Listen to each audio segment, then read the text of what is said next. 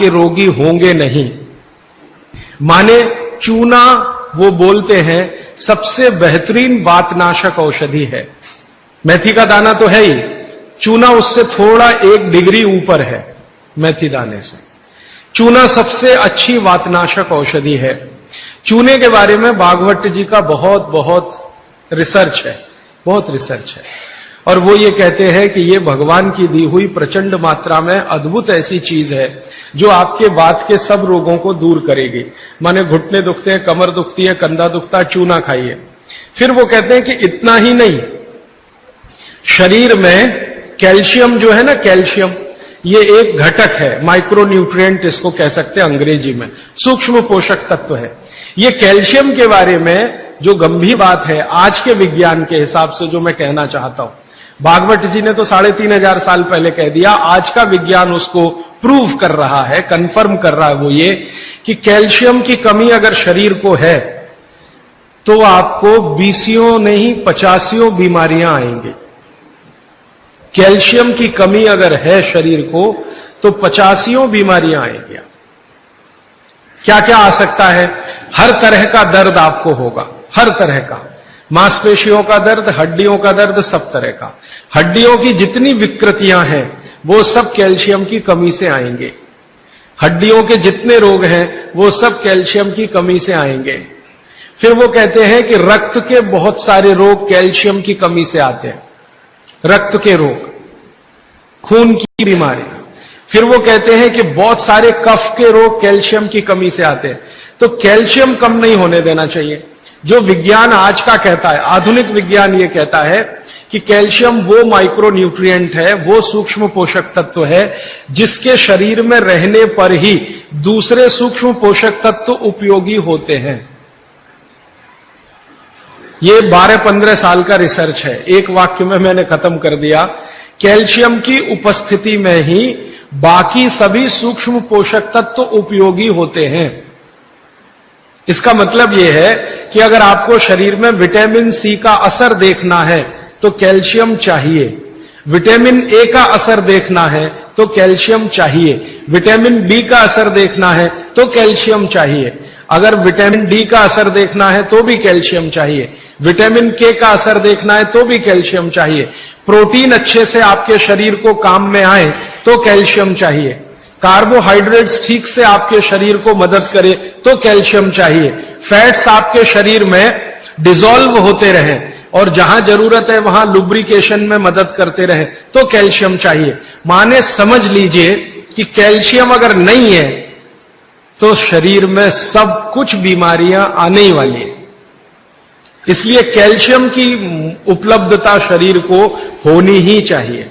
अब इसके बारे में भागवत जी कहते हैं, आधुनिक विज्ञान ने अभी प्रूव किया, भागवत जी पहले ही कह गए कि हमारे शरीर की 40 वर्ष की उम्र तक, 40 से 45 वर्ष की उम्र तक जो कुछ भी हम खा रहे हैं इसी में से हमको कैल्शियम मिलता रहता है। सबसे ज्यादा कैल्शियम आप जानते हैं दूध में है, दूध, फिर दूध के बाद दही, दही के बाद मट्ठा, मट्ठे के बाद मक्खन, मक्खन के बाद घी, इन सब में भरपूर कैल्शियम है। फिर आपने खाया संतरा, मौसम्मी, नारंगी, अंगूर, द्राक्ष, जो भी खट्टे फल, आम वगैरह वगैरह, सब में कैल्शियम भरपूर मात्रा में है।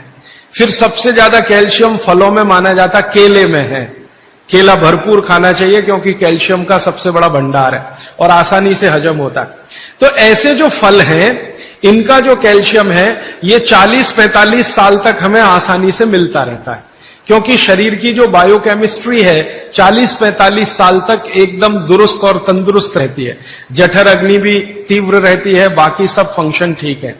लेकिन जैसे ही 45 की उम्र खत्म होती है, माताओं को यह बात विशेष रूप से कह रहा हूं, बहनों को, माताओं को, जैसे ही आपकी 45 की उम्र पूरी होती है और आपका मेंसेस साइकिल बंद होता है, मासिक धर्म आपका बंद होता है, उसी समय आपको कैल्शियम हजम होना कम होना शुरू होता है।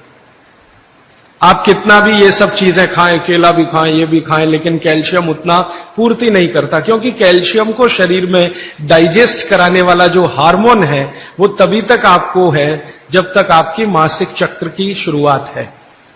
मासिक चक्र बंद होते ही ये हार्मोन कम होता है। आप जानते हैं कई हार्मोन्स कम हो जाते हैं, तो कैल्शियम डाइजेस्ट होना बहुत मुश्किल होता है। तब आपको जरूरत पड़ती है कि बाहर से कैल्शियम लें। इसलिए सब माताएं इस बात को ध्यान दें और इसको गांठ बांध लें कि 45 की उम्र होते ही चूना खाएं, क्योंकि अतिरिक्त बाहर से कैल्शियम उसी से मिलेगा।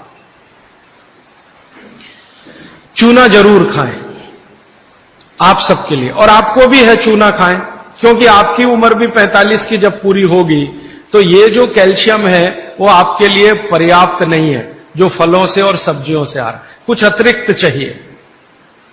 और चूंकि बाकी सब माइक्रो न्यूट्रिएंट्स कैल्शियम की उपस्थिति में ही काम आएंगे, इसलिए इस पर ध्यान दीजिए। तो शायद इसलिए इस देश में एक परंपरा विकसित हुई है पान खाने की।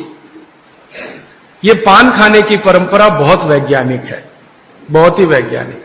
जिसने भी शुरू की वो बागवट का पक्का चेला रहा होगा, बहुत समझकर उसने ये शुरू की। और ये अद्भुत है। अद्भुत मैं इसलिए कह रहा हूं कि भारत की सब जातियों में उत्तर से दक्षिण, पूरब से पश्चिम ये परंपरा है। कहीं भी चले जाओ, आप सिक्किम में चले जाओ, अरुणाचल में चले जाओ, वो भी पान खाते हैं। और आप धुर दक्षिण में आ जाओ तो यहां भी है, उत्तर में चले जाओ, कहीं भी चले जाओ। तो ये पान खाना भारतीय सभ्यता का एक बहुत महत्वपूर्ण अंग है जो स्वास्थ्य से जुड़ा हुआ है। बस ध्यान इतना ही रखिए कि पान जो है चूने का ही खाना है। पान जो है चूने का ही खाना है। पान कभी भी कत्थे वाला ना खाएं, क्योंकि कत्था आपके लिए उतना उपयोगी नहीं है। कत्था स्वाद के लिए आप उपयोग करते हैं, चूना औषधि के लिए उपयोग करते हैं। ये बात मैं एक बार पहले भी कह चुका हूं, आज फिर से इसलिए कह रहा हूं कि कुछ नए चेहरे मैं देख रहा हूं।